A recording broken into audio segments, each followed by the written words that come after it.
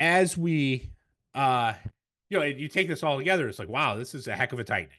Uh, the Fed's tighter than expected. The fiscal policy's tighter than expected. The financing's effectively tighter than expected.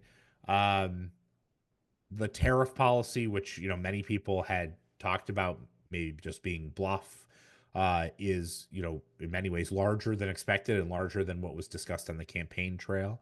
And I think it's important to recognize in this context that um, that this is not it does not appear to be a thoughtless or random set of policies. That when you hear the rhetoric from a variety of different administration officials, what you hear is a desire to uh, to curb the excesses of the previous administration, or what is viewed as excesses of the previous administration, and a recognition that pain may be incurred as a function of that, and that they're okay with that. And so I think this meme from Andy, I think, is a good one to keep in mind, that in one form or another, Trump, Bessent, Powell, and Myron have all said in one form or another that they're comfortable with stocks going down.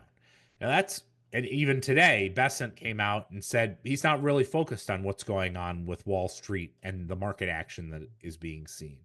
That's important because I think a lot of folks priced the Fed or Trump put based on expectations that the strike price would be pretty close to all-time highs. And if anything, what we're seeing across the set of rhetoric is a real comfort about having stock prices or asset prices fall, particularly if it aligns with bond yields falling at the same time.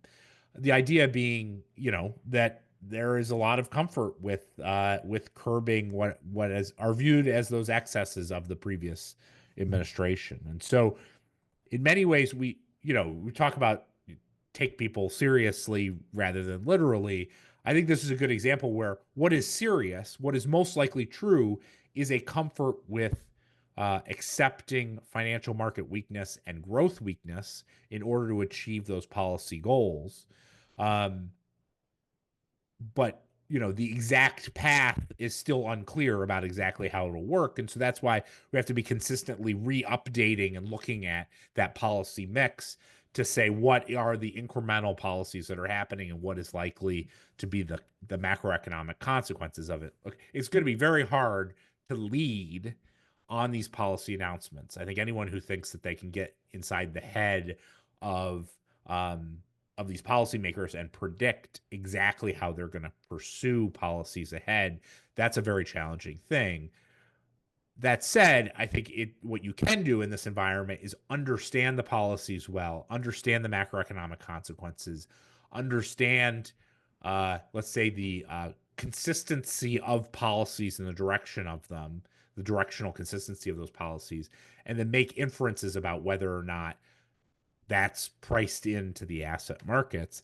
And that's really big picture is stocks, global stocks, um, are just off highs. And essentially, there is no reflection of what appears to be a relatively significant coordinated tightening cycle priced into the equity market at this point.